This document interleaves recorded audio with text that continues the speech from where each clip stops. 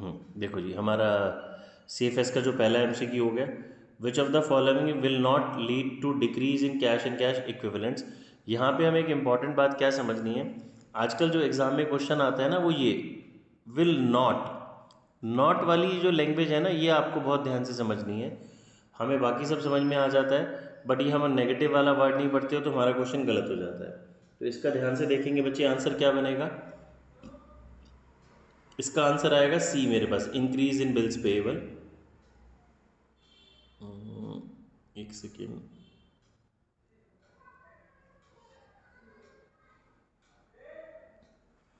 इसका आंसर क्या आएगा बच्चे, इंक्रीज इन बिल्स पेएबल। देखो, बिकॉज डेटर इंक्रीज होने से इन्वेंट्री और प्रीपेड, ये तीनों मेरी करंट एसेट्स हैं, ये करंट लाइबिलिटी है। तीनों करंट एसेट्स इंक्रीज बोल रहे हैं, तो याद करो ऑपरेटिंग में हम क्या करते थे, जब मेरी करंट एसेट्स इंक्रीज होती थी तो माइनस करते थे ना, डिक्रीज होता था। तो इसने नॉट डिक्रीज बोला है, तो इसका आंसर क्या हो जाएगा मेरे पास, सी। सेकेंड क्वेश्चन पे आते हैं, while calculating operating profit which of the following will be added to net profit. Operating profit में जब आप निकालते थे, हम CFS बनाते तो हम सबसे पहले क्या लिखते थे जी, NPBT, net profit before tax. फिर उसमें non cash and non operating expenses add back करते थे वापस ऑपरेटिंग प्रॉफिट के लिए। तो वो उसमें हमने क्या पढ़ा हुआ था बच्चे, सारे लॉसेज आप ऐड करते हो। देखो, discount and issue of debenture add होता है, डेप्रिसिएशन भी उसमें ऐड होता है, loss on sale of asset भी ऐड होता है। तो इसका आंसर बच्चे मेरे पास क्या हो गया, D, all of the above. ठीक है, सभी को बात समझ में आ रही है। आपको थोड़ा भी CFS आता है तो सारे MCQs आप इजीली सॉल्व कर पाएंगे। While calculating operating profit which of the following will be subtracted, कौन कौन सी चीज़ें आप माइनस करते हैं। ठीक है, तो ऑल ऑफ दी अबव जी। रिफंड भी माइनस होता है, प्रॉफिट ऑन सेल भी, इंटरेस्ट रिसीव भी, तो सारे माइनस होते हैं। ठीक है, अब मैं आपको, मैंने पहले बता रखा था, बीच बीच में कोई कॉन्सेप्ट आएगा तो मैं आपको याद कराता रहूँगा। देखो, जब हमने अपना ऑपरेटिंग में कुछ चीज़ें ऐड करते थे, लॉसेज ऐड करते थे और प्रॉफिट माइनस करते थे, तो उसके लिए मैंने आपको एक वर्ड याद कराया था, ड्रिप। ये वाली सारे जो आइटम्स हैं, ये क्या होती थी, माइनस। डी मतलब क्या था बच्चे मेरे पास, dividend received, rent received, interest receive और profit on sale of asset. Sir मेरा एक फ्रेंड सर वेटिंग रूम में है, सर उसे ऐड कर दो एक बार। मैंने कर दिया बच्चे, देख लेता हूँ, वेट। नहीं है, वेटिंग में कोई नहीं है अभी। अभी तो कोई नहीं बेटा, मैंने कर दिया, आ गया होगा, चेक करो आप। ठीक है सर। हाँ जी, ये जी याद आ गया बच्चे, ये ड्रिप हमने क्या करी थी, ये सब ट्रैक करा था। नेक्स्ट क्वेश्चन पे आ जाते हैं, fourth question, which of the following N example of cash flow from financing activities. Financing activity के लिए याद कीजिए बच्चे, हमने वर्ड याद किए थे, शेयर, डिवेंचर, लोन। अगर हम शेयर्स इशू कर रहे हैं, डिवेंचर्स इशू कर रहे हैं, लोन ले रहे हैं, तो ये सारी हमारी कौन सी एक्टिविटी थी, फाइनेंसिंग एक्टिविटी। ठीक है, which of the following N example of cash flow from financing. तो इसमें फाइनेंसिंग एक्टिविटी का हमें एग्जाम्पल देना है, डिविडेंड। डिविडेंड देना फाइनेंसिंग एक्टिविटी होता है, यस, आगे भी और पढ़ लेते हैं। रिसीप्ट ऑफ डिविडेंड, ये इन्वेस्टिंग होता है। बच्चे मैं खाली सिर्फ आपको MCQ नहीं कराऊंगा, सारे पॉइंट समझाता हुआ चलूंगा, सो दैट अगर किसी बच्चे का कुछ मिस है तो भी क्लियर हो जाएगा, और हमें सारे पॉइंट्स आने चाहिए, बिकॉज एग्जाम में क्वेश्चन किसी भी तरीके से पूछा जा सकता है ना। देखो, डिविडेंड मिलना इन्वेस्टिंग एक्टिविटी होता है, कैश रिसीव फ्रॉम कस्टमर ये डेटर की बात हो गई, परचेज ऑफ फिक्स्ड एसेट्स ये इन्वेस्टिंग हो गया। तो यहाँ पे मेरा आंसर क्या हो गया बच्चे, A, payment of dividend. Fifth question पे आते हैं, which of the following is are cash flow from operating activities. Operating कौन सी होगी, revenue received from customer, customer से जो रूटीन में मुझे पैसा मिलता है वो ऑपरेटिंग होता है। सैलरी पेड, ये इनफ्लो की बात कर रहा है तो ये तो पेड हो गया, ये होनी नहीं हो सकता। Purchase of fixed assets investing होता है, sale of fixed assets investing होता है। तो यहाँ पे बच्चे मेरे पास कौन सा आंसर आ गया, सिर्फ A, revenue received from customer. Operating activity पूछा है बच्चे उसने, ऑपरेटिंग से इनफ्लो, तो जब कस्टमर से रेवेन्यू रिसीट्स रूटीन नेचर में पैसा मिलता है वो ये इसका आंसर हो गया। ऑपरेटिंग एक्टिविटी कौन सी होती हैं आपको ये भी तो पूछा जा सकता है ना, तो इसके लिए मैंने बहुत बारी बताया हुआ है आपको ऑपरेटिंग क्या होती है बच्चे। अगर इसके रूप में वन लाइन में वो करूँ डिस्क्राइब, तो principal revenue producing generating activities, principal revenue producing generating activities. बच्चे परचेज ऑपरेटिंग में थोड़ी ना आता है, परचेज ऑफ फिक्स्ड एसेट्स तो इन्वेस्टिंग एक्टिविटी में जाएगा ना, और सेल ऑफ फिक्स्ड एसेट्स भी इन्वेस्टिंग एक्टिविटी में जाएगा। ठीक है सार्थक कहाँ कन्फ्यूज़न हो रही है आपको? तो इसका आंसर ए ही आएगा। ठीक है बच्चे, चलिए कोई बात नहीं, नेक्स्ट पे आते हैं। Which of the following is not an operating cash flow?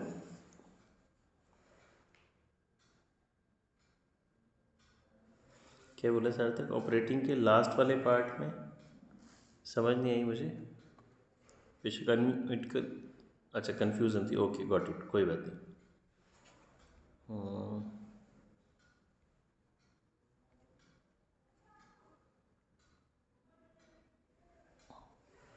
हाँ जी देखिए, विच of the following is not an operating cash flow? बताओ बच्चे ऑपरेटिंग का कैश फ्लो कौन सा नहीं है? कलेक्शन फ्रॉम डेटर ऑपरेटिंग आ गया, टैक्स इनकम टैक्स ऑपरेटिंग में जाता है, payment of cash for operating expense ये भी नाम से समझ में आ रहा है ऑपरेटिंग, परचेज ऑफ इक्विपमेंट यानी कि आपने अपने नॉन करंट एसेट्स कुछ खरीदे, तो ये हमारी कौन सी एक्टिविटी होती है? इन्वेस्टिंग। तो सिक्स्थ का आंसर कौन सा हो गया बच्चे मेरा? T. Cash flow arises when the net effect of the transaction dash the amount of cash and cash equivalents. Cash flow कब अराइज होगा? जब किसी भी ट्रांजेक्शन में कैश या तो इंक्रीज होगा या कैश डिक्रीज होगा, तो कैश और कैश इक्विवेलेंट्स पे फर्क पड़ेगा ना बच्चे। तो सेवेंथ का आंसर क्या आ गया मेरे पास? सी, इधर ए और बी कोई भी हो सकता है। 8, decrease in the value of trade receivable is. Trade receivable यानी कि डेटर्स अगर हम बोलें डिक्रीज होते हैं, तो ऑपरेटिंग एक्टिविटी में क्या होता है बच्चे? ये ऐड। ठीक है, अब अगर किसी बच्चे को कैश फ्लो में कुछ कन्फ्यूज़न है, तो मैंने एक पहले रूल बताया हुआ है, जो बच्चे शुरू से क्लासेस अटेंड कर रहे हैं और जो शुरू से नहीं है डोंट वरी, अगर किसी का कुछ भी मिस हुआ है तो हम सब रिपीट करेंगे। देखो मैंने आपको, याद करो बच्चे, एसेट्स के लिए एक रूल बताया था, वो रूल हम याद कर लेते हैं, सिंपल सी बात है, तो हमारा CFS का बहुत सारा काम ईजी हो जाता है। क्या? अगर एसेट्स इंक्रीज होगी तो इसको हम क्या करेंगे? माइनस, तो यानी कि ये मेरा क्या बन जाएगा? आउटफ्लो। और अगर एसेट्स डिक्रीज होगी तो इसको आप बोलेंगे प्लस करेंगे, ये क्या बन जाएगा? इनफ्लो। यानी कि इसको हम सिंपल वर्ड्स में समझ सकते हैं, एसेट्स जो हैं वो अपोजिट डायरेक्शन में चलेंगी पूरे के पूरे CFS में। अगर कोई भी एसेट्स आपकी इंक्रीज हो रही है तो आप उसको माइनस कर देंगे, डिक्रीज हो रही है तो प्लस कर देंगे। आपने बस ये देखना है कि वो ऑपरेटिंग में जाएगी या इन्वेस्टिंग में जाएगी, ये रूल सेम रहने वाला है। अब ये जो रूल है, ये वाला रूल मेरा नॉन करंट एसेट्स पे भी एप्लीकेबल होता है और करंट एसेट्स पे भी एप्लीकेबल होता है। करंट एसेट्स को हम लिख देते हैं ऑपरेटिंग में, और नॉन करंट एसेट्स को कहाँ लिख देते हैं? इन्वेस्टिंग में। ठीक है, इसी तरह लाइबिलिटीज़ का समझो, मैंने बता रखा है, दोबारा बता देता हूँ मैं आपको। लाइबिलिटीज़ का क्या रूल है बच्चे? अगर इंक्रीज होती है तो इसको प्लस करते हैं, यानी कि हम इनफ्लो बोलते हैं, और अगर लाइबिलिटीज़ डिक्रीज होती है तो इसको हम क्या बोलेंगे? आउटफ्लो, माइनस करेंगे। यानी कि सिंपल वर्ड्स में अगर मैं बोलूँ तो लायबिलिटी सेम डायरेक्शन में चल रही है, लायबिलिटी डिक्रीज हो रही है तो माइनस, इंक्रीज हो रही है तो प्लस, एसेट्स अपोजिट हो गए। अब ये लायबिलिटी कोई भी लायबिलिटी हो सकती है, चाहे ये नॉन करंट लायबिलिटी हो या करंट लायबिलिटी हो। नॉन करंट लायबिलिटी कहाँ लिख देते हैं आप? ऑपरेटिंग में। नॉन करंट लायबिलिटी कहाँ लिख देते हैं? फाइनेंसिंग में। और करंट लायबिलिटी कहाँ लिख देते हैं आप? ऑपरेटिंग में। ठीक है बच्चे, चलिए आगे आते हैं। तो हमने इसका 8 तो कर लिया, 9th पे आते हैं। Operating activities is mainly concerned with, बताइए जी ऑपरेटिंग एक्टिविटीज़ में क्या क्या काम होते हैं? करंट, अभी देखो बी, अभी तो हमने बात करी, नॉन करंट एसेट्स इन्वेस्टिंग में जाते हैं, नॉन करंट लायबिलिटीज़ फाइनेंसिंग में जाती है। तो ऑपरेटिंग एक्टिविटीज़ में इसमें से मुझे चूज़ करना है, तो सिर्फ बी हो गया ना, करंट एसेट्स और करंट लायबिलिटीज़। ठीक है बच्चे, 10th रीड करो।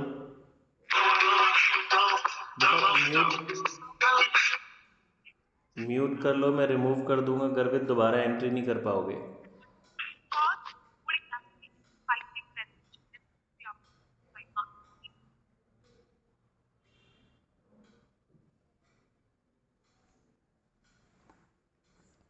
क्वेश्चन नंबर 10 पे आते हैं।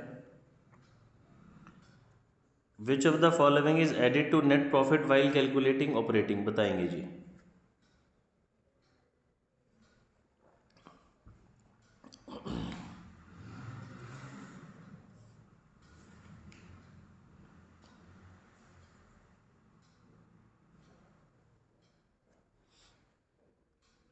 Sir decrease in stock. Yes, इसका ऑप्शन क्या आ जाएगा बच्चे मेरे पास? बी। अभी हमने बात की स्टॉक डिक्रीज होगा तो ऐड होगा बिकॉज करंट एसेट्स है। 11th पे आते हैं। Which of the following activities come under the operating activities? Purchase of land, ये हमारी कहाँ जाती है? Investing.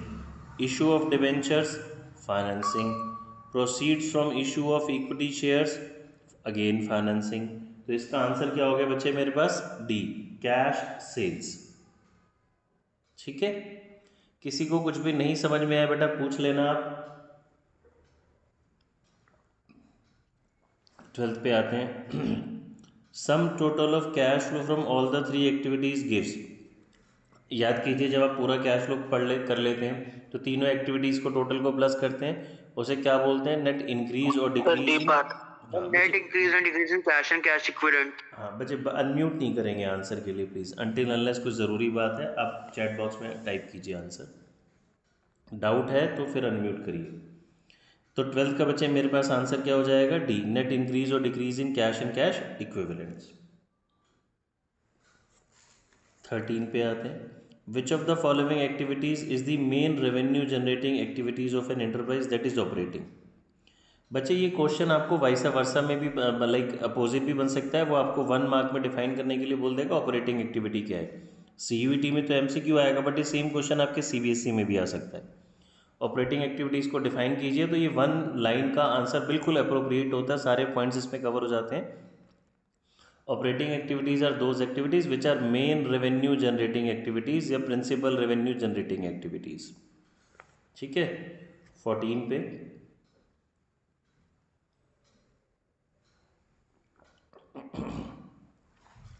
Which of the following is not concern with the financing? कौन सी फाइनेंसिंग नहीं है? देखो अगेन मैं आपको क्या बता रहा हूँ,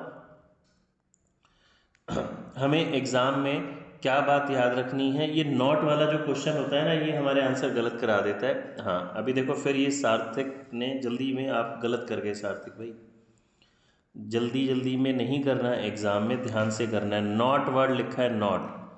तो परचेज ऑफ सिक्योरिटीज़ होता है मेरा investing, debenture financing, shares financing, redemption of debenture भी फाइनेंसिंग। उसने बोला कौन सी फाइनेंसिंग नहीं है, तो आंसर इज ए।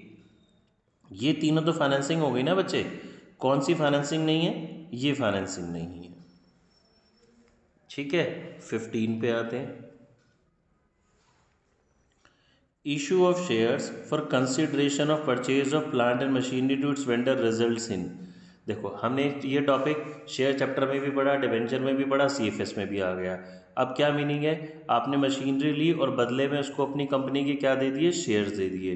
तो क्या इसमें पैसे का इनफ्लो हुआ? बिल्कुल नहीं। आउटफ्लो हुआ? बिल्कुल नहीं। ना तो पैसा आया ना पैसा गया, कुछ फर्क ही नहीं पड़ा। तो आंसर क्या हो जाएगा बच्चे? सी। Got it? क्योंकि जब आपने मशीनरी के बदले में, अगर किसी एक बच्चे का आंसर गलत था उसको समझा रहा हूँ, मशीन के बदले में आपने शेयर्स दिए तो बच्चे पैसे की कोई मूवमेंट नहीं हुई। तो मेरा आंसर क्या हो जाएगा? सी। फिर cash sales are shown under operating activities. एक ही क्वेश्चन देखो कितनी बारी आ चुका, अलग अलग तरीके से पूछे जा रहा है।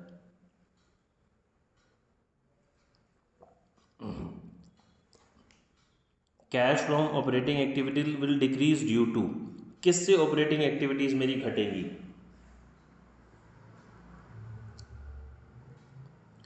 एसेट्स बढ़ता है तो माइनस होता है, लायबिलिटी डिक्रीज होती है तो भी माइनस होता है। तो मेरा आंसर क्या हो गया बच्चे? Both A and B. तो 17 का आंसर आएगा डी। ठीक है, 17 का आंसर है D. Which of the following is an example of cash flow from financing activity. अब यहाँ पे नॉट नहीं है, फाइनेंसिंग का एग्जाम्पल पूछा है। Credit revenue from operation, cash received from issue of shares, ये फाइनेंसिंग है, ये इन्वेस्टिंग है, ये भी इन्वेस्टिंग है। तो यहाँ पे बच्चे मेरा आंसर क्या आएगा, बी। ठीक है, फाइनेंसिंग का एग्जाम्पल बताना है तो शेयर्स इशू करना फाइनेंसिंग एक्टिविटी होता है।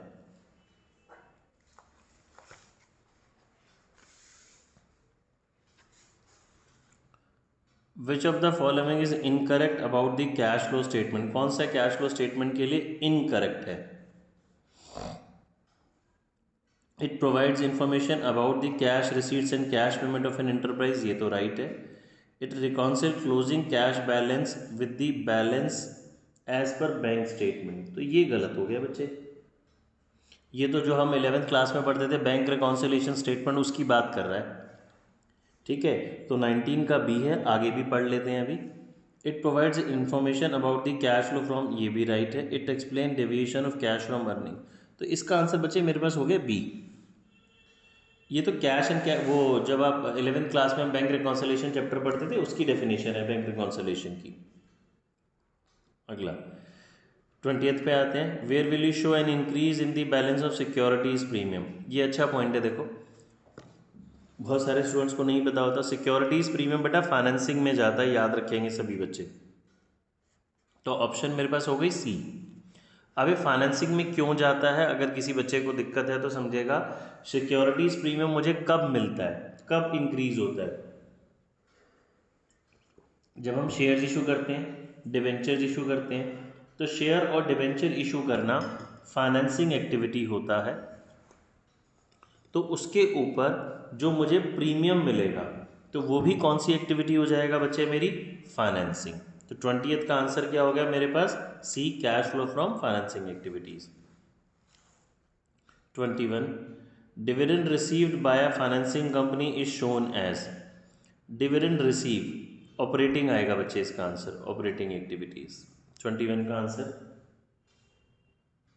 ठीक है, अब ये वाला, ये फाइनेंसिंग कंपनी बोल रहा है बच्चे, ऑपरेटिंग आएगा। ये वाला कॉन्सेप्ट मैं बता देता हूँ, मे भी बहुत सारे बच्चों को नहीं पता होगा, ध्यान से समझेंगे। मैंने थोड़े दिन पहले भी बताया था। हमारे पास बच्चे जब आपको अगर एग्ज़ाम में वर्ड बोलेगा मैन्युफैक्चरिंग कंपनी, ये कई बार ही बोल देता है वर्ड, ट्रेडिंग कंपनी, या क्वेश्चन साइलेंट है, उसने बोला जी बताओ कौन सी एक्टिविटी है, तो इन केसेस में मेरा आंसर वही रहेगा जो होता है। बट अगर वो बोलता है हमें financing company, bank, mutual fund company, NBFC, non banking financial corporation, इस तरह के वो वर्ड यूज़ करेगा, तो इन सभी केसेस में मेरा आंसर चेंज हो जाएगा। ये वो कंपनीज होती हैं, ये वो कंपनीज होती हैं जो कैश में डील करती हैं बेसिकली। कैश में डील करने का मतलब, जैसे अगर हम एक सिंपल से बैंक का एग्जांपल लेते हैं, तो बैंक हमें पैसा उधार देता है, यानी कि लोन भी देता है, और हम अपना पैसा बैंक में डिपॉजिट भी कराते हैं। तो जो पैसा हम बैंक से बोरो कर रहे हैं उसके ऊपर हम बैंक को इंटरेस्ट देंगे, और जो हम बैंक में डिपॉजिट करा रहे हैं उसके ऊपर बैंक हमें इंटरेस्ट देगा। ठीक है, तो इस तरह से इंटरेस्ट रिसीव और पेड, और पैसा आना और जाना बैंक के लिए एक रूटीन नेचर का काम हो गया। तो इसके लिए ये वाली एक्टिविटीज़ सारी की सारी कहाँ पर चली जाती हैं, ऑपरेटिंग में। बट अगर मैं अपनी बात करूं, जैसे मैं टीचर हूं या आप बिजनेसमैन हैं, तो हम सभी लोग इस तरह का काम नहीं करते। हमारा जो प्रिंसिपल रेवेन्यू प्रोड्यूसिंग एक्टिविटी है वो कुछ और होती है। तो हमारे लिए नॉर्मल केस में आंसर कुछ डिफरेंट होगा, यहाँ कुछ आंसर डिफरेंट होगा। जैसे कि मैं आपको एक्सप्लेन करता हूँ, चीज़ें क्लियर हो जाएंगी। अगर क्वेश्चन में लिखा है जी इंटरेस्ट रिसीव, क्वेश्चन में लिखा है इंटरेस्ट मिला मैन्युफैक्चरिंग कंपनी को, ट्रेडिंग कंपनी को, या वो कंपनी की बात ही नहीं कह रहा है, वो कह रहा है जी इंटरेस्ट मिला है, बताओ कौन सी एक्टिविटी है। तो इंटरेस्ट रिसीव होना कौन सी एक्टिविटी होता है, इन्वेस्टिंग। बट अगर वो बोल देता है इंटरेस्ट मिला जी बैंक्स को, म्यूचुअल फंड कंपनी को, एनबीएफसी को, फाइनेंसिंग कंपनी को, तो इन केसेस के अंदर इंटरेस्ट रिसीव कौन सी एक्टिविटी बन जाता है, ऑपरेटिंग एक्टिविटी, क्योंकि इनका इंटरेस्ट मिलना इनका प्रिंसिपल रेवेन्यू प्रोड्यूसिंग एक्टिविटी है। ये वर्ड आपको याद रखना है जो मैं बार बार बोल रहा हूँ, प्रिंसिपल रेवेन्यू प्रोड्यूसिंग एक्टिविटी। ठीक है जी। फिर इंटरेस्ट पेड में आ जाओ।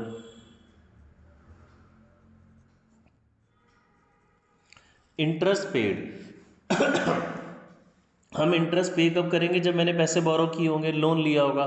तो लोन लेना फाइनेंसिंग एक्टिविटी है, उसके ऊपर इंटरेस्ट देना भी कौन सी एक्टिविटी हो जाएगा जी?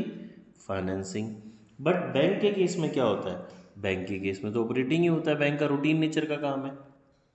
बार बार समझा रहा हूँ, बैंक बोले, फाइनेंसिंग कंपनी बोले, म्यूचुअल फंड कंपनी बोले, एनबीएफसी बोले, कुछ भी ये वर्ड यूज़ कर सकता है। इंश्योरेंस कंपनी बोले, LIC, life insurance corporation of India. ये क्वेश्चन एग्जाम में बच्चे ज़रूर आता है। इसी तरह से आ जाओ डिविडेंड रिसीव।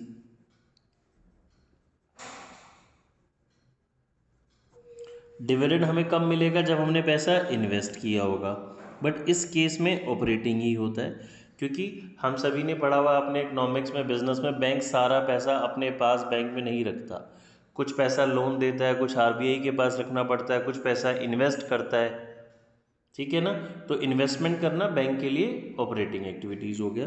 बट इसका अपोजिट आ जाते हैं डिविडेंड पेड। ये बहुत इंपॉर्टेंट है बच्चे। जो डिविडेंड पेड होता है ये याद रखेंगे, ऑलवेज फाइनेंसिंग एक्टिविटी होता है। ऑलवेज ये कौन सी एक्टिविटी होता है बच्चे? फाइनेंसिंग। हमें एग्जाम में क्वेश्चन ऐसा भी पूछा जा सकता है, वो कौन सी एक्टिविटी है जो ऑलवेज फाइनेंसिंग होती है? Dividend paid. ऐसा क्यों? हम डिविडेंड कब पे करेंगे? जब हमने अपनी कंपनी के शेयर्स इशू करे होंगे। तो अपनी कंपनी के शेयर्स इशू करके जो हमने पैसा इकट्ठा किया हुआ है वो फाइनेंसिंग एक्टिविटी होता है। आई होप बेटा सबको ये वाली बात समझ में आ रही होगी। हाँ जी, डिविडेंड रिसीव ऑपरेटिंग में भी आता है, बट जो एक्टिविटी अगर आपसे पूछेगा तो वो एक्टिविटी इन्वेस्टिंग ही रहेगी। इस तरह से बहुत सारी चीज़ें आती हैं। आप देखो जैसे कि इंटरेस्ट पेड है, इंटरेस्ट पेड ऑपरेटिंग में भी आता है, फाइनेंसिंग में भी आता है। ठीक है ना? बट अगर आपसे एग्ज़ाम में थ्योरी में एक्टिविटी पूछेगा, या आपका अगर अभी वाइवा होना है स्कूल में, वाइवा में पूछेगा तो एक्टिविटी फाइनेंसिंग ही रहेगा। आप ये नहीं बोलेंगे यहाँ भी जाता है यहाँ भी जाता है, अनटिल अनलेस वो बोले जी इसका कैश फ्लो में ट्रीटमेंट बताओ। कैश फ्लो में ट्रीटमेंट में तो फिर आप सारा बताएंगे, वो सिर्फ एक्टिविटी पूछेगा तो आप एक्टिविटी पे स्टिक रहेंगे। ठीक है, आगे आते हैं।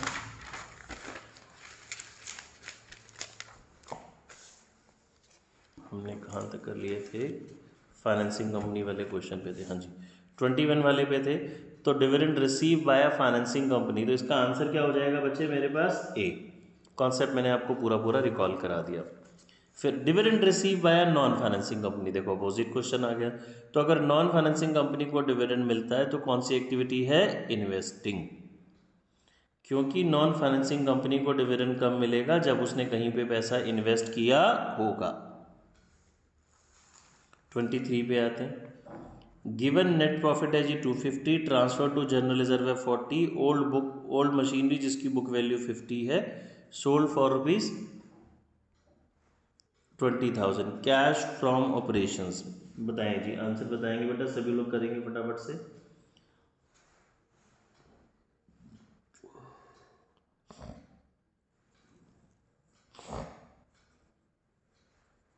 देखो एक तरह से इसने आपसे ऑपरेटिंग एक्टिविटीज़ मांगा है, बहुत सिंपल सा है।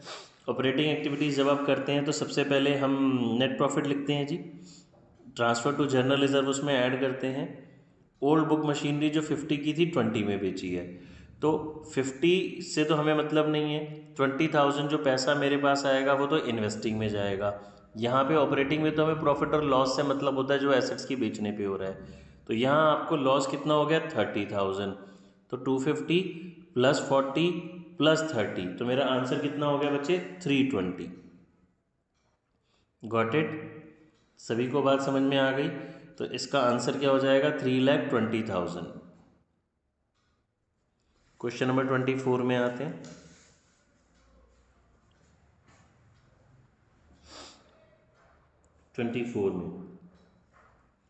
Which of the following are sources of cash and cash equivalents? Cash और कैश इक्विवेलेंट्स के सोर्स बताने हैं। तो आपको अगर इसकी पहले तो बात समझ में आनी चाहिए जी, कैश और कैश इक्विवेलेंट्स में क्या होता है। Cash in hand, cash at bank, marketable securities, short term investments,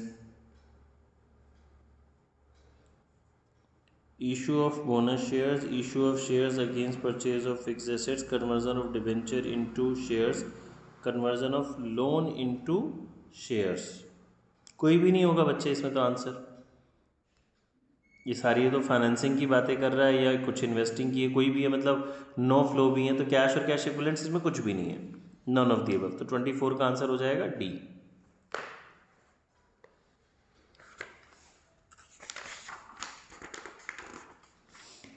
ठीक है,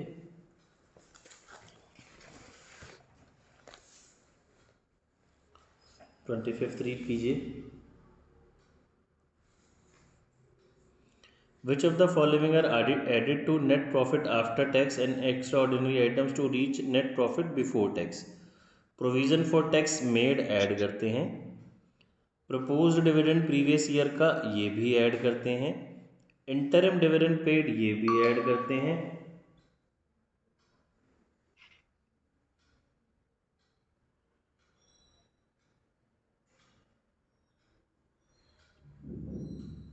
ठीक है जी।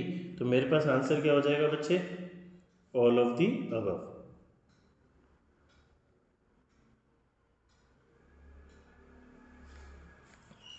26 पे, which of the following is cash flow from investing activity?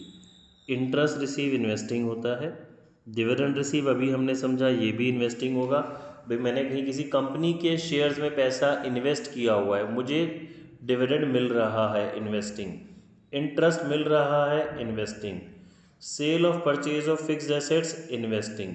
तो मेरा आंसर क्या हो जाएगा बच्चे, डी, ऑल ऑफ दीज। समझ में आ गई बात? आगे, which of the following are cash flow from financing activities of all the enterprise? देखो जो सभी के लिए फाइनेंसिंग आएगा, डी। अभी तो हमने बात की थी कि डिविडेंड पेड हमेशा सबके लिए क्या रहेगा, financing. Which of the following are cash flow from financing? हाँ जी, तो आंसर मेरे पास क्या हो गया इसका, डी, डिविडेंड पेड। एक मिनट, रेंट पेड तो फाइनेंसिंग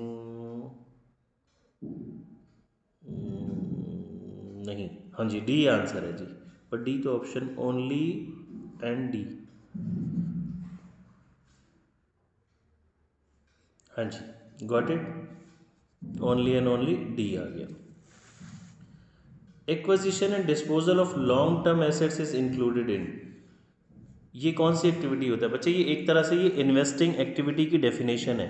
इन्वेस्टिंग एक्टिविटी में क्या करते हो आप, acquisition and disposable of non current या लॉन्ग टर्म एसेट्स ही तो करते हैं। इन्वेस्टिंग एक्टिविटी में हम कौन से वर्ड्स पढ़ते थे, जिन बच्चों ने मेरे साथ पहले करा हुआ है मैंने इनको सिखाया था, आप दो वर्ड्स याद कर लो, पूरी इन्वेस्टिंग एक्टिविटी उसी में आ जाती है, नॉन करंट एसेट्स और इन्वेस्टमेंट। ठीक है जी, तो नॉन करंट एसेट्स और इन्वेस्टमेंट यही हो गया, acquisition and disposal of long term assets. तो आंसर इज ए। 29 पे आते हैं, which of the following would not be considered as cash flow from operating? कौन सी ऑपरेटिंग नहीं है? ये ऑपरेटिंग है, sales operating, tax payment operating, D, payment of principal amount of debt. Date का प्रिंसिपल मतलब यानी कि जब आप लोन की इंस्टॉलमेंट देते हैं तो बच्चे हर इंस्टॉलमेंट में दो चीज़ें होती हैं, कुछ प्रिंसिपल अमाउंट होता है, कुछ इंटरेस्ट होता है। ठीक है, तो ये कह रहा है पेमेंट ऑफ प्रिंसिपल, यहाँ पे ये मतलब है, सिखा रहा हूँ आपको, कंफ्यूज नहीं होना। तो ऑपरेटिंग कौन सी नहीं है, तो डी ऑपरेटिंग नहीं है। 30th में, depreciation is added back to profits why when arriving at the cash flow from operating activities because, बताएंगे जी हम डेप्रिसिएशन को क्यों ऐड बैक करते हैं? यस, बी, क्योंकि उसमें कैश इन्वॉल्व नहीं होता बच्चे, वो नॉन कैश आइटम होती है। आप याद कीजिए जब आप कैश फ्लो बनाते हैं तो लिखते हैं ना, एनपीबीटी के बाद नेट प्रॉफिट बिफोर टैक्स के बाद add non cash and non operating expenses. तो इसका आंसर मेरे पास क्या हो गया, B, it does not involve payment of cash. क्योंकि कैश फ्लो बच्चे हम इनडायरेक्ट मेथड से पढ़ते हैं, रिवर्स करते हैं उसको। विच of the following would not represent the cash outflow, जो कैश आउटफ्लो को रिप्रेजेंट नहीं कर रहा, नॉट की बात कर रहा है ये।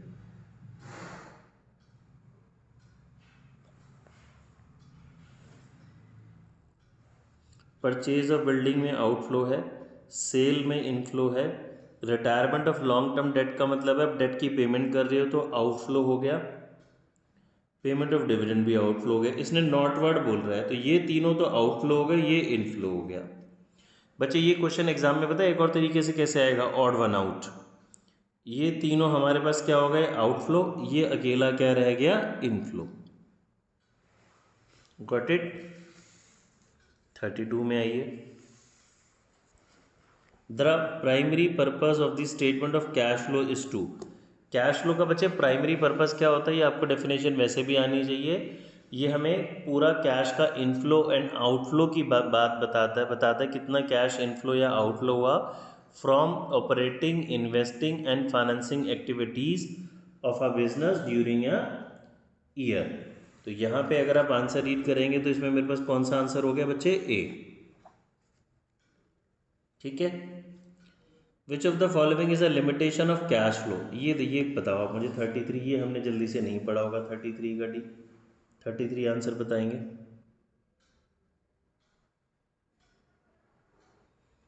33 का आंसर है बच्चे D,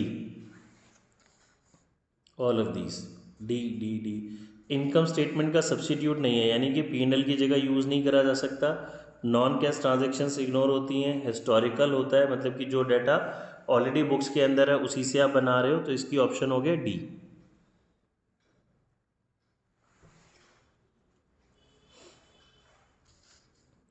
the objectives of cash flow statement are. Cash flow statement का हमारे पास ये क्या ऑब्जेक्टिव होता है बताइए।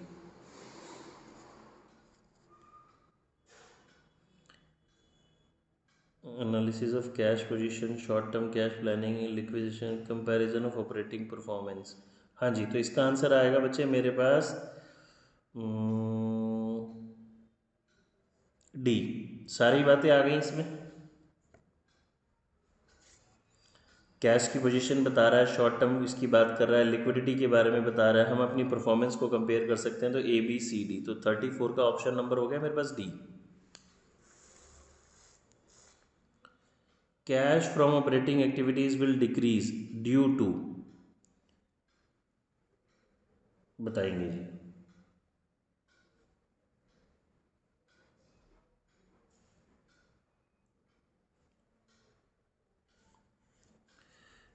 डिक्रीज, एसेट्स इंक्रीज होती हैं तो कैश डिक्रीज होता है, लायबिलिटी डिक्रीज होती है तो भी कैश डिक्रीज होता है।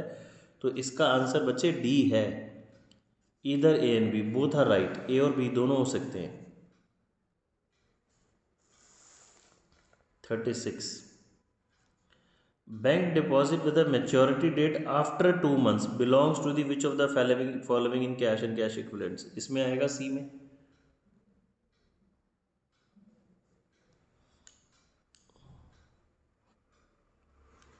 ठीक है बच्चे, वो बैंक डिपॉजिट जो भी चीज़ें जो हम बात करते हैं ना, कैश और कैश इक्विवेलेंट्स क्या होता है, जो 3 months के अंदर बेसिकली कैश में कन्वर्ट हो जाती हैं, वो हमारी कैश एंड कैश इक्विवेलेंट्स होती है। सेल ऑफ कॉपीराइट, कॉपीराइट कौन सी एक्टिविटी होता है हमारी, इन्वेस्टिंग। ठीक है। अब इसमें अगर किसी बच्चे को डाउट है, उसको कॉपीराइट की बात नहीं याद आ रही, तो मैं समझा देता हूँ। हमारे पास बच्चे हमने एक वर्ड पढ़ा हुआ है इनटेंजिबल एसेट्स। इनटेंजिबल एसेट्स में हमारे पास कुछ नहीं आता बच्चे, इस टाइम पे भी कुछ नहीं आता, तो फिर आप थोड़ा थोड़ा जितना आ रहा है उतना देख लो, वीडियोस चेक कर लो पहले वाली, और बाकी जब हम दोबारा से रिपीट करेंगे तो आपको आ जाएगा। अभी एग्ज़ाम्स के बाद सारा रिपीट करेंगे फिर। Goodwill, goodwill, patents, copyrights, trademark, ये सारे बच्चे हमारे क्या हो गए, इनटेंजिबल एसेट्स हो गए। अब आपने याद रखना है ये सारे के सारे CFS में अगर डिक्रीज़ हो रहे होते हैं, ठीक है, अगर ये डिक्रीज़ होते हैं तो इनको आप क्या करते हैं, ये सब के सब ऑपरेटिंग में प्लस होते हैं, याद कीजिए। ठीक है, ये ऑपरेटिंग में प्लस होते हैं। और अगर ये इंक्रीज होते हैं तो इंक्रीज होने का मतलब क्या, हमने खरीदे, पैसा गया,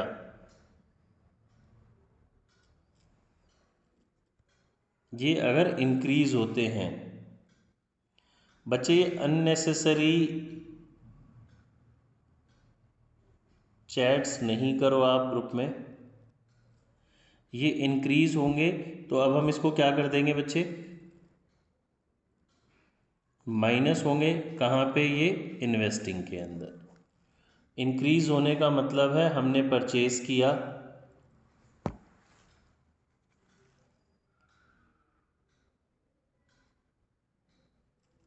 एक मिनट वेट करेंगे, क्वेश्चन पे आते हैं।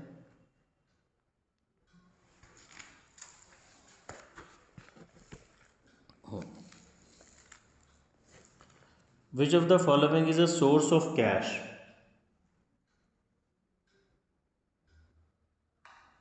कैश का कौन सा सोर्स है, कैश डिपॉजिट इनटू बैंक। ये तो बच्चे क्या हो गया, हमारा जो एक ही कैश और कैश इक्विवेलेंट्स है, उससे एक से दूसरे में पैसा जा रहा है तो कुछ कैश नहीं आ रहा। कैश विड्रॉन फ्रॉम बैंक, ये भी सेम हो गया। Sale of goods costing 10,000 for 8,000, ये मेरे पास इससे कैश आएगा। सेल ऑफ मार्केटेबल सिक्योरिटीज से भी मेरे पास कुछ फर्क नहीं पड़ेगा। ठीक है, ये मेरे पास क्या हो गया बच्चे, कैश और कैश इक्विवेलेंट्स, कैश और कैश इक्विवेलेंट्स, कैश और कैश इक्विवेलेंट्स, इन तीनों में ये इंटरचेंज हो रहा है, तो इससे ये कोई ना तो इनफ्लो होता ना आउटफ्लो होता, ये कैश का कोई सोर्स नहीं है। 39 में आते हैं, proceeds from the sale of equipment used in the business shown under.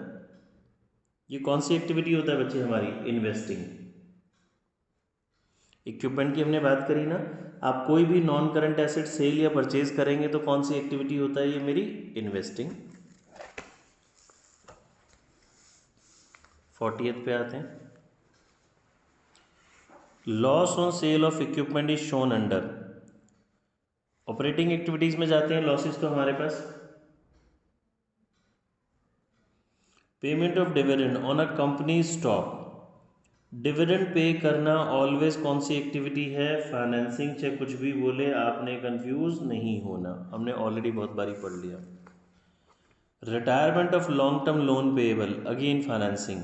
Long term loan की रिटायरमेंट से मतलब है आप लॉन्ग टर्म लोन की पेमेंट कर रहे हैं, financing activities. The statement of cash flow clarifies cash flow according to operating and non operating, inflow and outflow, investing and non operating, operating, investing and financing. तो answer साफ साफ ही सभी बच्चों को पता चल जाएगा। 43 का आंसर क्या आ जाएगा बच्चे मेरे पास, D. 44, an example of cash flow under financing activities, dividend payment financing. तो इसका आंसर तो बच्चे ए ही है, बिल्कुल क्लियर कट आ रहा है answer A. N example of cash flow under investing, debenture financing होता है, लोन की पेमेंट फाइनेंसिंग होता है, रॉ मटेरियल ऑपरेटिंग हो गया, sale of investment by a non financing company, तो ये मेरे पास इन्वेस्टिंग हो गया। क्वेश्चन का पैटर्न थोड़ा चेंज करते हैं बच्चों, थोड़े से प्रैक्टिकल पे आते हैं, थोड़ी सी क्लास इंटरेस्टिंग होगी। 50th क्वेश्चन बताएंगे मुझे जरा फटाफट से, 50 ट्राई करेंगे बच्चे जल्दी से, 50।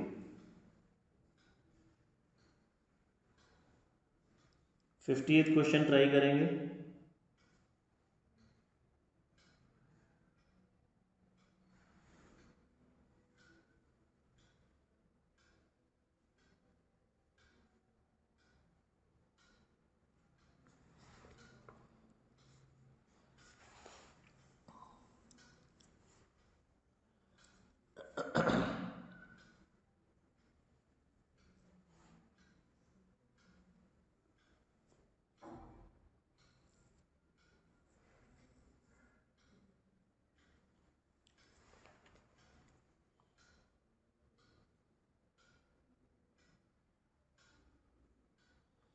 इन्वेस्टमेंट के ओपनिंग क्लोजिंग गिवन है, during the 21-22 it sold 40% of its investment held in the beginning at a net profit of this much amount, cash flow from investing is. ठीक है, तो हमें क्या करना पड़ेगा बच्चे जी, इसका अकाउंट बनाना पड़ता है, याद है, अकाउंट बनाइए आप। अकाउंट एग्ज़ाम में एमसीक्यू आएगा तो ज़रूरी नहीं है अकाउंट बनाना, फिर तो हम फटाफट से रफ में सॉल्व कर लेंगे, बट सीबीएसई के लिए आना चाहिए। और अगर किसी बच्चे को नहीं आता कैसे सॉल्व होगा तो देखो मैं बता देता हूँ। रफ में भी करने के लिए उसको कॉन्सेप्ट तो आना चाहिए। हम इन्वेस्टमेंट अकाउंट बनाते हैं। इन्वेस्टमेंट हमारी एसेट्स होती है, जो भी एसेट्स का आप अकाउंट बनाएंगे वो कौन सी साइड से शुरू होता है बच्चे? डेबिट साइड से। देखिए इन्वेस्टमेंट का ओपनिंग था मेरे पास 68,000, क्लोजिंग कितना है 56,000। उसने क्या बोला क्वेश्चन में? 40% of the investment held in the beginning. ये जो मेरे पास इन्वेस्टमेंट थी जो साल के शुरू में थी, इसका 40% हमने सेल किया है प्रॉफिट में। तो इसका हमने 40% निकाला, ये आया 27,200। 68,000 का 40%, 16,800 प्रॉफिट में सेल किया मैंने, तो यानी कि 44,000 में मैंने सेल की इसको। ठीक है, तो जब मैं इन्वेस्टमेंट अकाउंट बनाऊंगा तो यहाँ बाय बैंक 44,000 आया, गेन कितना हुआ 16,800, ये मुझे क्वेश्चन में गिवन था, ये डेबिट आ जाता है। अब इस अकाउंट को हम क्या करते हैं जी? बैलेंस करते हैं। डेबिट साइड के टोटल में से क्रेडिट माइनस करेंगे, ये 1 लाख है, इधर का टोटल भी 1 लाख होना चाहिए मेरे पास। तो हम देखते हैं जी, जो मेरी बैलेंसिंग फिगर है 68,000 प्लस 16,800 माइनस 1 लाख, ये आ जाएगा 15,200। इसको आप बच्चे क्या बोलते हैं? बैंक अकाउंट परचेजेस, यानी कि मेरी पॉकेट से इतना पैसा गया, ये तो अकाउंट बन गया। ठीक है, अब इसमें से मैं आपको पूरा ही समझा देता हूँ क्योंकि एग्जाम में ज़रूरी नहीं, सेम क्वेश्चन है, कुछ भी इससे रिलेटेड आ सकता है। ओपनिंग क्लोजिंग का कोई यूज़ नहीं होना। ये मैंने इन्वेस्टमेंट बेची, पैसा आया, तो इन्वेस्टिंग एक्टिविटी में प्लस होगा। ये गेन हुआ, गेन ऑपरेटिंग एक्टिविटी में माइनस होगा। ये मैंने इन्वेस्टमेंट को परचेज़ किया, तो ये इन्वेस्टिंग एक्टिविटी में माइनस होगा। ठीक है, अब क्वेश्चन पे पूछता आ जाते हैं जी वापस। क्वेश्चन में मुझसे पूछा गया इन्वेस्टिंग एक्टिविटी का नेट फ्लो बताओ। देखो, अगर इन्वेस्टिंग का इनफ्लो पूछता तो ये रहा, इन्वेस्टिंग का आउटफ्लो ये रहा। उसने मुझसे पूछा जी नेट फ्लो बताओ, तो नेट मतलब जो भी मेरे पास नेट आंसर आ रहा है यहाँ पे 44,000 मेरे पास इनफ्लो है, 15,200 आउटफ्लो है। तो 13 में से 8, 28,800 का मेरे पास पॉजिटिव बचा, तो ये मेरे पास इसका आंसर आ जाएगा। ये नेट इनफ्लो हो गया 28,800 रुपीज़ का। तो 50th का जो आंसर है बच्चे वो क्या हो जाएगा? बी। Got it? चलो इसी तरह के हम थोड़े से क्वेश्चंस करते हैं, थोड़े ना डिफरेंट से, वो तो सारे सेम से थे। 52 पे आते हैं। 52 बताइए, 52 ट्राई करेंगे बेटा सभी लोग। If a machine whose original cost is 60,000, accumulated depreciation 15,000, sold for 36,000, then while preparing cash flow statement its effect on cash flow will be. Cash पे कितना फ़र्क आएगा? कॉस्ट 60 की थी, 15 का डेप्रीशिएशन रह गया 45, 45 की चीज़ आपने 36 में बेची तो 9 का लॉस।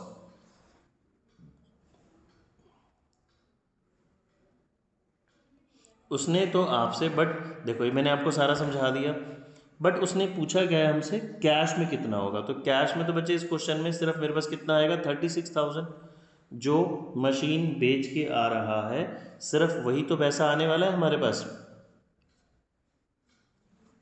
तो 52 की ऑप्शन क्या हो जाएगी? सी। इन्वेस्टिंग एक्टिविटी से मशीन बेच के कितना पैसा आ रहा है आपके पास? 36,000, बाकी का कुछ नहीं है। ठीक है, ये सारे क्वेश्चन तो वैसे ही हैं, सिंपल से सेम से ही हैं। कुछ डिफरेंट और क्वेश्चंस देखते हैं, पीछे मिलते हैं तो। हाँ जी, देखिए प्रैक्टिकल वाले एक दो ट्राई करते हैं। 59 क्वेश्चन, 59 क्वेश्चन बच्चे 2 मिनट दे रहा हूँ, ट्राई करेंगे। अच्छा क्वेश्चन है देखिए। फाइनेंसिंग ही उठा के उसने दे दिया पूरा का पूरा एमसीक्यू में।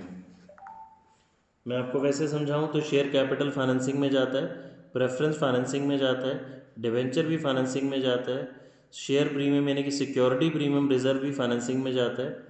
During the year dividend paid on shares financing activity, interest paid on debenture financing activity, net cash flow from financing activity बताना है मुझे जी। Net cash flow financing activity से नेट कितना पैसा आया या गया, जल्दी से ट्राई करेंगे बच्चे।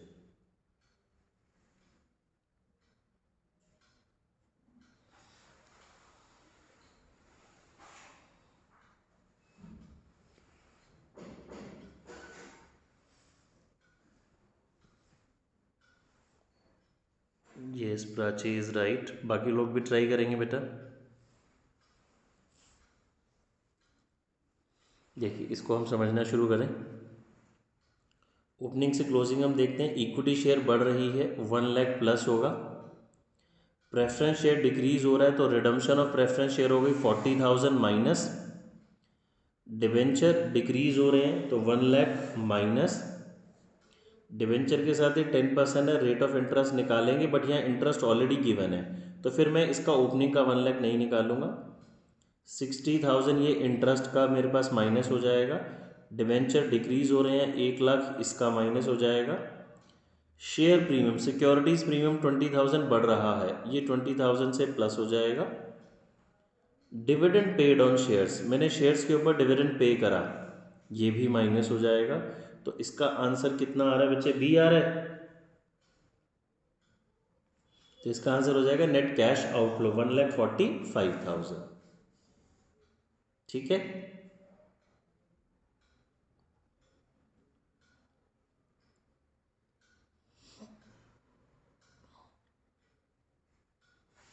एक 60th पे आओ। 60 का आंसर बताएंगे बच्चे। Cash deposit in bank, bank में पैसे डिपॉजिट कराए, इनफ्लो है आउटफ्लो है नो फ्लो है, तो इसका आंसर नो फ्लो होता है। याद रखेंगे जब कभी भी किसी कैश और कैश इक्विवेलेंट्स के बीच में कोई ट्रांजेक्शन होती है ना, कि जो दोनों प्लस माइनस हो रहे हैं वो कैश और कैश इक्विवेलेंट्स में होता है, तो बच्चे वो नो फ्लो होता है। ठीक है, तो इसका 60 का आंसर मेरे पास क्या हो गया जी, डी नो फ्लो। फिर 61 भी देखिए अच्छा पॉइंट है, बैंक ओवरड्राफ्ट। इसमें बहुत सारे बच्चों को कन्फ्यूज़न रहती है। बच्चे बैंक ओवरड्राफ्ट याद रखेंगे फाइनेंसिंग एक्टिविटी होता है, इंक्रीज हो रहा है तो भी, डिक्रीज हो रहा है तो भी रहेगा तो वो फाइनेंसिंग एक्टिविटी ही। तो बैंक ओवरड्राफ्ट बच्चे कौन सी एक्टिविटी होता है हमारी, फाइनेंसिंग एक्टिविटी। ठीक है, चलिए छोड़ देते हैं बेटा। आज मैंने आपको ऑलरेडी बहुत सारे एमसीक्यू शेयर कर दिए ग्रुप में विद आंसर्स, आप इनको कंप्लीट कर लेंगे और नेक्स्ट क्लास में फिर हम आगे देखते हैं सीएफएस या फिर कोई और चैप्टर जो कराना होगा मैं वो करा दूँगा। ठीक है, बाय बाय।